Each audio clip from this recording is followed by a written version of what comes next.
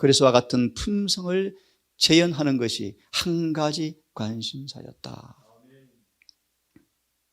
사도 바울이 회심을 한 이후에 평생 그의 온 마음을 사로잡았던 주제가 뭐였다?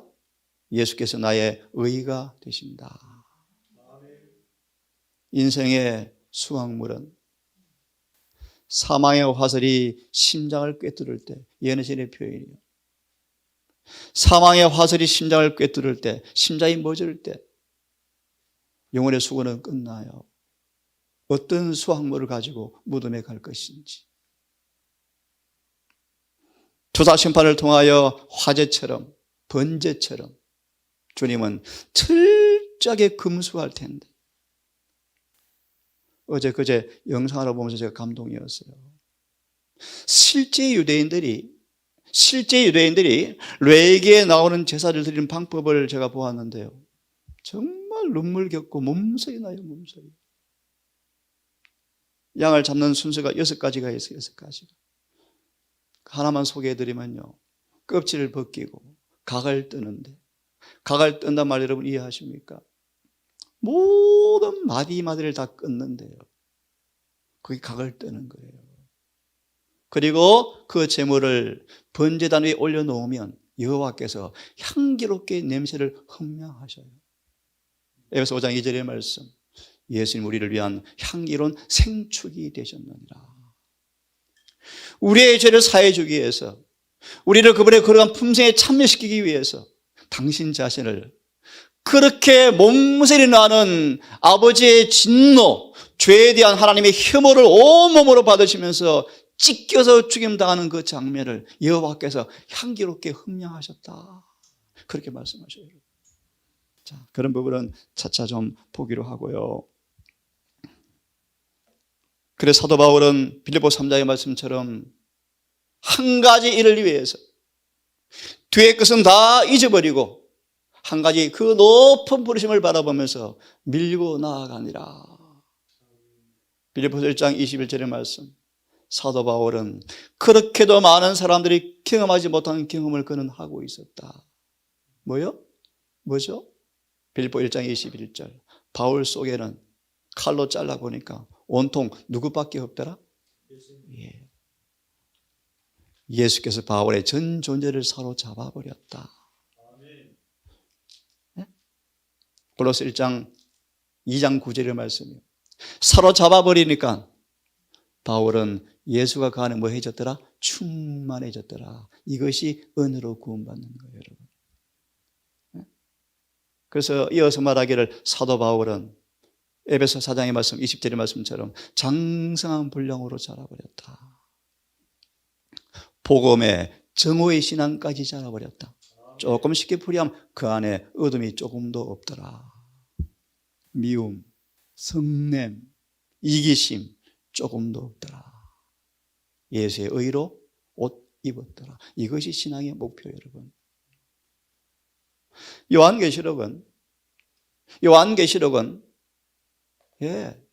예언을 정확하게 풀이한다 할지라도 그는 결국 그게 목적이 아니에요. 사도 요한 같은 사람 만들어지는 것이 요한계시록의 목적이에요. 잘 들으셔야 돼요. 요한계시록을 왜 주셨는가 하면 요한계시록을 통해서 만들어질 그분의 목표가 뭔가? 사도 요한이라 그런 말이에요. 사도 요한은 최고로 성화된 사람이에요. 그것이 성경의 목적이 되셔야 돼요. 자, 고린도후서 5장 17절 다시 반복합니다.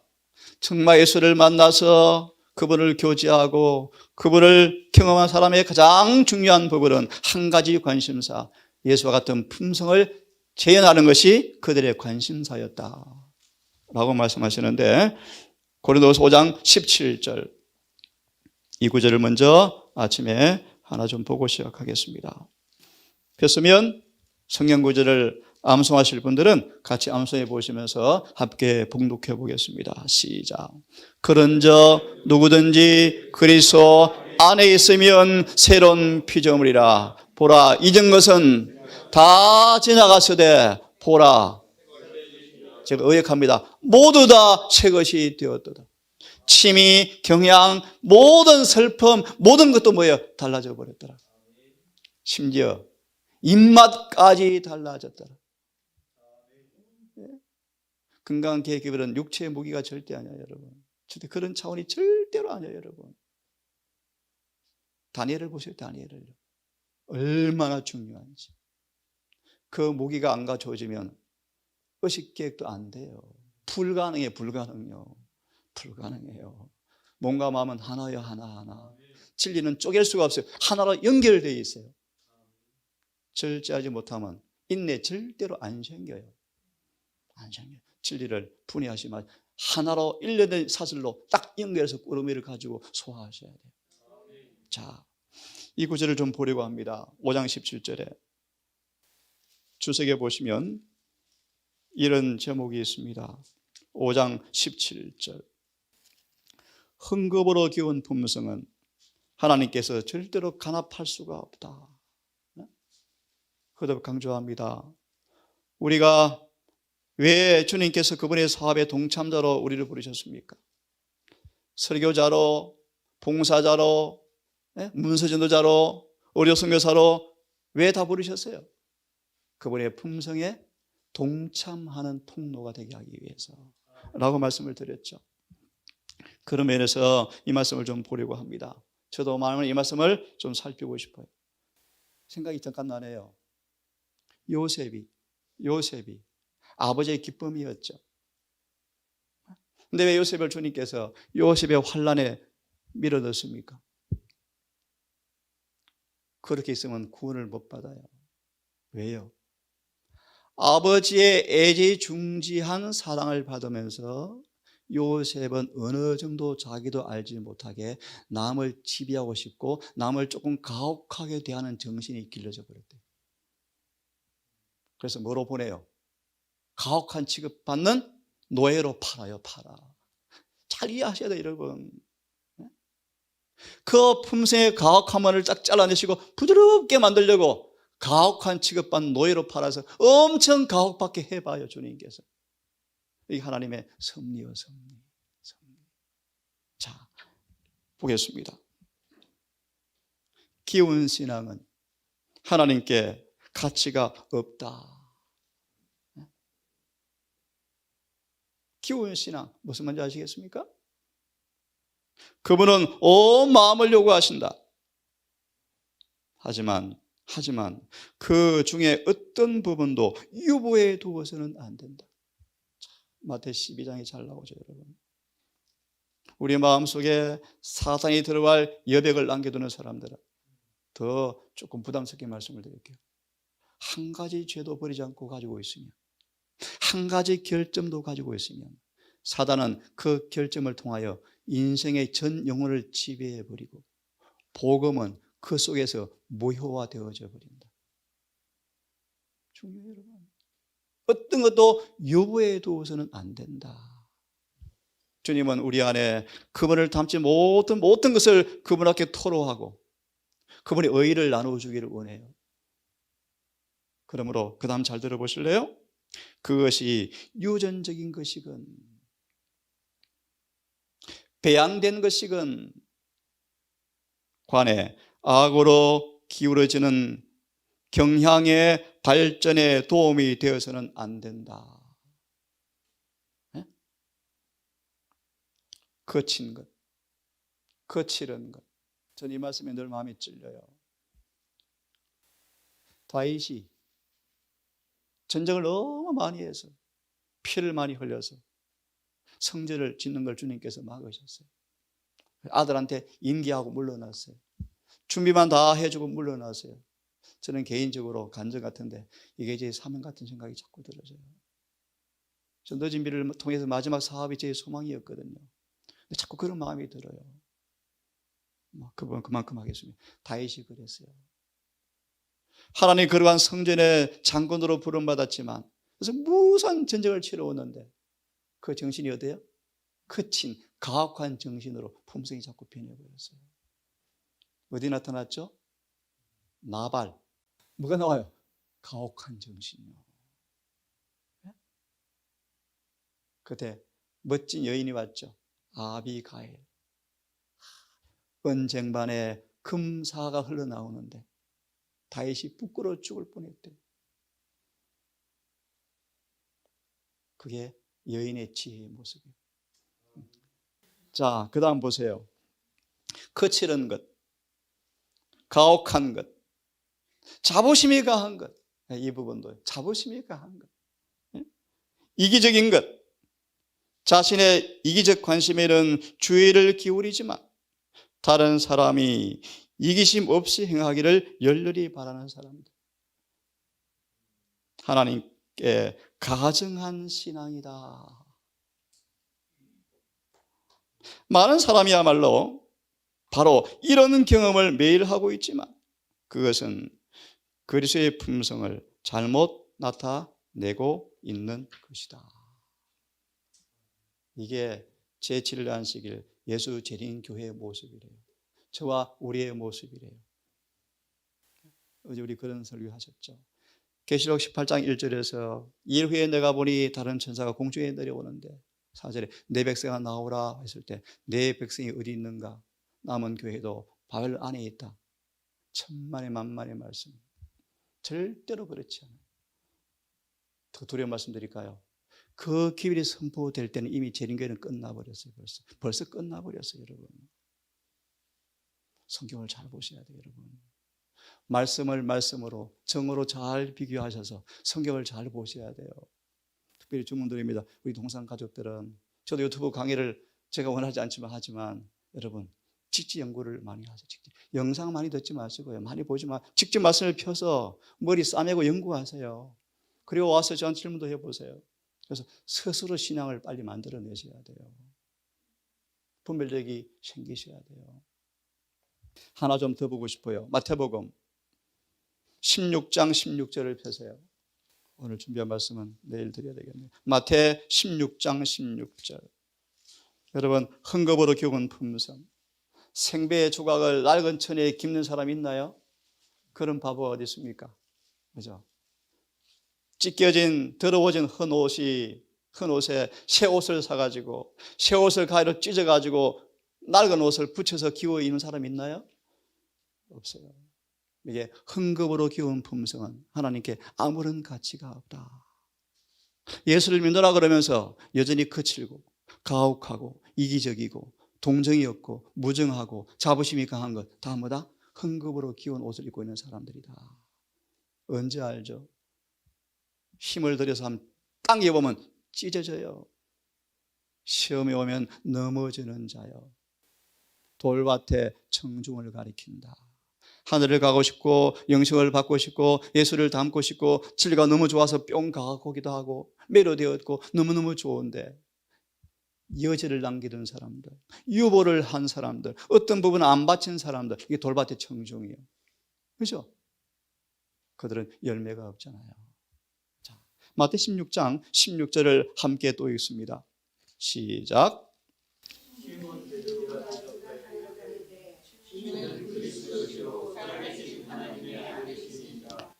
예, 주는 그리스도시요 살아계신 하나님의 아들이나이다 라고 말씀을 하셨는데 이 말씀에 대한 고백이 성령을 통한 증언이었죠.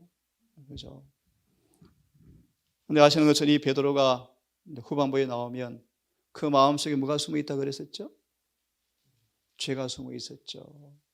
근데 그걸 사도 바울이 뭐예요? 아니, 베드로가 알지를 못했죠. 우리 오늘 주제를 위해서 더 이상 안 하겠습니다. 다시 마무리합니다. 정말 예수를 만나서 교제하고 그래서 그들이 마음속에 생기는 한 가지 관심사는 하나님 나라를 확장하는 것과 그분의 품성을 가지는 것이다. 여러분 오늘도 이 사실을 잊지 마시고 무슨 일이든지 이 사실을 염두에 하시고 행동하시고 대하기를 간절히 바랍니다. 저도 그렇게 살려고 늘 끼어서 기도하고 싶고 성령의 인도를 간절히 소망합니다. 이 아침 남은 시간 조금만 말씀드리고 내일 이어서 말씀을 드릴게요. 소망 142페이지 다시 한번 제가 읽습니다. 읽고 내 말씀 드리고 아침 마무리하겠습니다. 다른 이에게 빛을 주려고 하는 사람은 자신이 축복을 받을 것이다. 그죠? 스가랴 4장 6절을 개인적으로 찾아서 연결해 보십시오. 혹시 뭔지 아십니까? 금기름을 나누어 줌.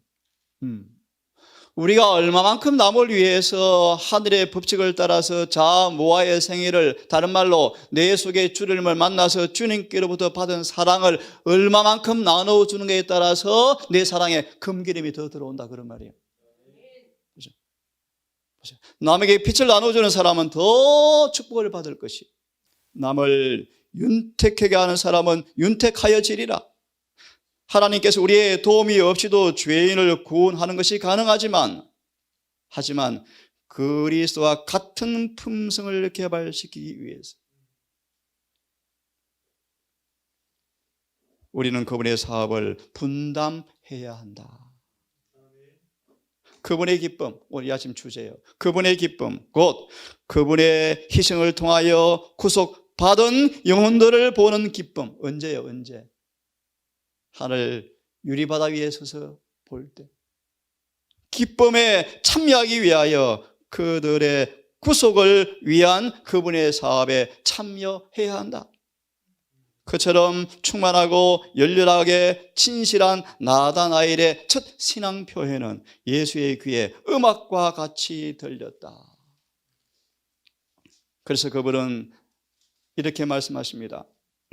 대답하여 가라사대 내가 너를 무화과 나무 아래서 보았다 하므로. 이 말씀도 감동적이죠, 그죠? 나다나엘아, 필립이 너를 부르기 전에 나는 너를 무화과 나무 아래 있는 걸 내가 이미 보았다. 근데 성령께서 감동을 주시는데 나다나엘이 주체를 못해요. 온 마음으로 보복하면서 주는 그리스도시요 하나님의 아들이십니다라고 고백했을 때 예수의 귀 음악처럼 기쁘게 들렸대요. 메시아를 알아보는 그 인식이 그에게 뭘 줘요? 그렇게 기쁨을 주는 거예요. 온 땅의 사람이 싫어버리고 알아보지 못했지만 나다나엘은 예수님을 알아보았어요. 그래서 이렇게 말하죠. 예수님은 이제 나다나엘을 쭉 바라봅니다. 나다나엘아, 그런데 이것은 더 능사가 아니야. 더 큰일이 있어. 더 큰일을 보리라.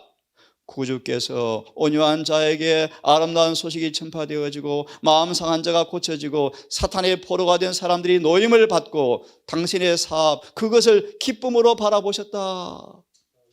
예수께서는 당신께서 사람들에게 가져다 주신 귀중한 축복들을 생각하면서 이같이 덧붙여 말씀하셨다. 진실로 진실로 너희에게 이르노니 하늘이 열리고 하나님의 사자들이 인자 위에 오르락 내리락 하는 것을 너희가 보리라. 이 말씀은 차차 하기로 하고 이 아침 몇 구절을 좀 보면서 예수의 기쁨이 뭔가 조금 같이 좀 보겠습니다. 히브리 12장 2절을 얼른 펴시기 바랍니다. 히브리 12장 2절을 우리 펴십시오. 성경 구절을 우리 몇 개를 좀 보고 짧게 말씀을 드리고 마지막 마치겠습니다. 폈으면 함께 우리 봉독해 보겠습니다. 몇 구절을 연결해서 찾겠습니다. 12장 2절 시작.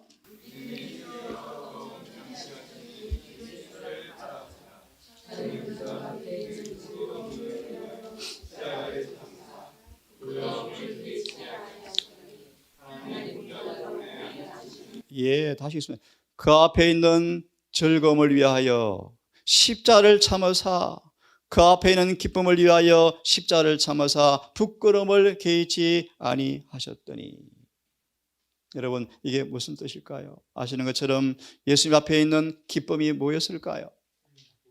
에베소서 5장 얼른 펴십시오. 몇 구절을 보겠습니다. 에베소서 5장 2절. 찾으면 읽습니다. 연결해 드리겠습니다. 정말 그분이 기쁨이 뭐였는가? 예레신에서 이 구절을 가지고요 4가지로 연결을 딱 시켜줘요. 이 시간 그걸 찾아드리고 설명해 드리고 마치겠습니다.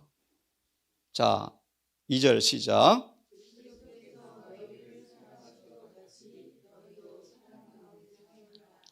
이게 무슨 뭐가 보이죠, 여러분? 그분의 기쁨이 벌써 보여요. 자, 예수께서 너희를 사랑하신 것처럼 너희도 서로 말아. 좀 더 답을 드리겠습니다. 그러면서 이렇게 말해요. 읽으십시오.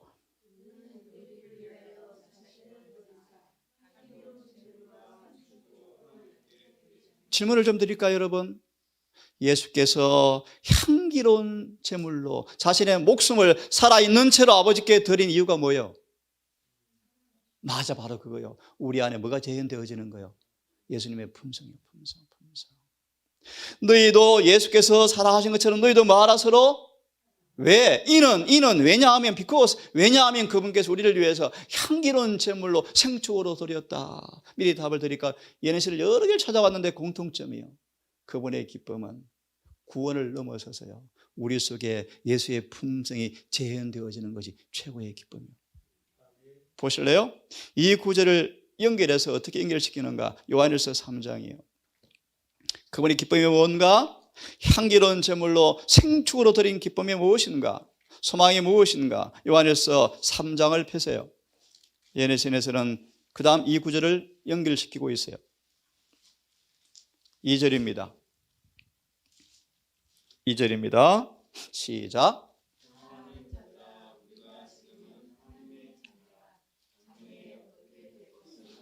네, 나다나엘이, 빌립이, 사도 요한이, 시몬이 예수를 만나 너무 좋아해서 기뻐했지만 장래 것은 아직 미정이요.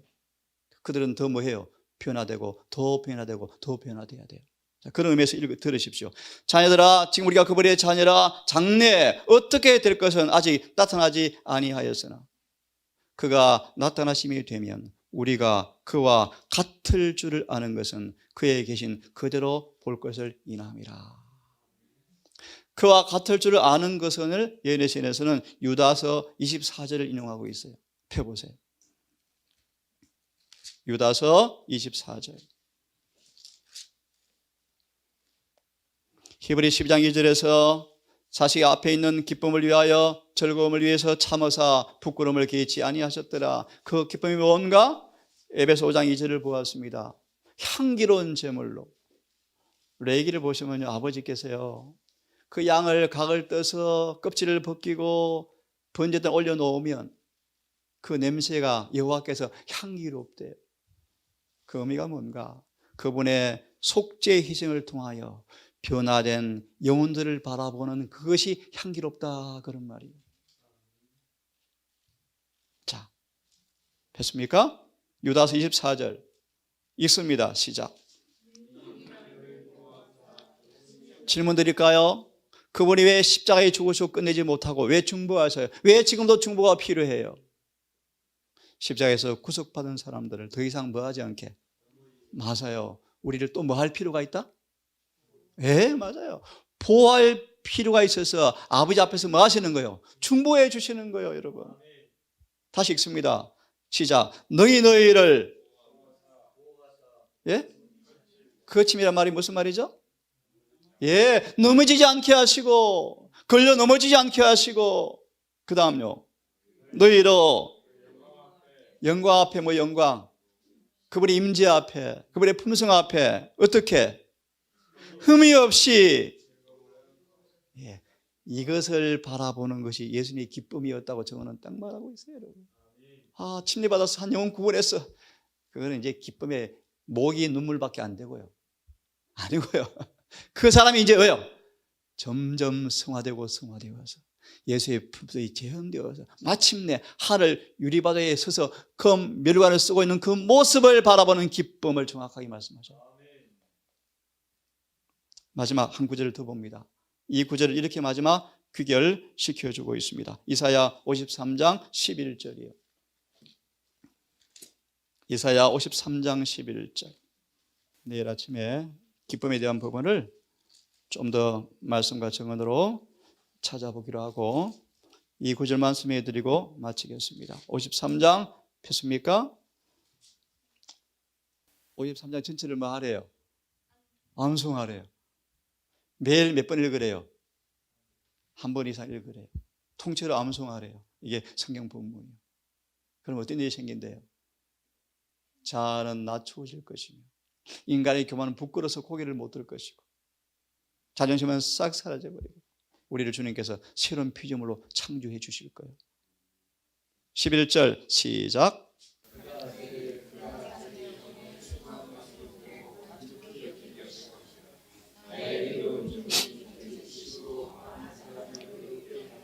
예, 가라사대 10절에 속건 제물로 드린 다음에 자신의 영혼에 수고한 것을 보고 만족히 여길 것이라, 기뻐할 것이라. 하나 읽어드리고 마치겠습니다. 가랴법은 기별 1권 141페이지. 그리스도 앞에 있는 즐거움의 일부는 성령의 전능하신 능력으로 당신의 진리를 옹호하는 것을 바라보는 즐거움이었으며 당신의 형상을 모든 추종자들의 생애와 품성에 판박이게 하는 것이 그분의 즐거움이었다. 오늘도 여러분 그분의 기쁨을 돌려드리는 한날 되기를 바랍니다. 예? 우리의 삶 속에서 아까 흥금으로 끼운 옷이 다 벗겨져 버리고 새 옷으로 딱 입고, 그죠? 시험과 시련을 통해서 연단 받을 때마다 더 빛이 나는 그런 경험을 통하여 우리 주님 얼굴에 환한 기쁨을 드리는 여러분 되기를 바라고, 우리 또한 그런 기쁨에 참여하시는 하루가 되기를 바라면서 이 아침 말씀을 마치겠습니다. 거룩하신 아버지, 우리 주님 유년 시대와 투쟁의 시절을 바라보면 자신의 유익을 위해서, 이권을 위해서, 정당한 권리를 위해서, 대우를 위해서 한 번도 자신은 내세운 적이 없어서 너무나 요약해 보이고 너무나 온화해서 쉽게 굴복당할 것처럼 보이는 그런 연한 순 같았습니다. 하지만 주님은 진리 안에 얼마나 강하셨는지 한 번도 마귀의 시험에 넘어가지 않고 반석같이 섰던 주의 품성을 담고 싶습니다.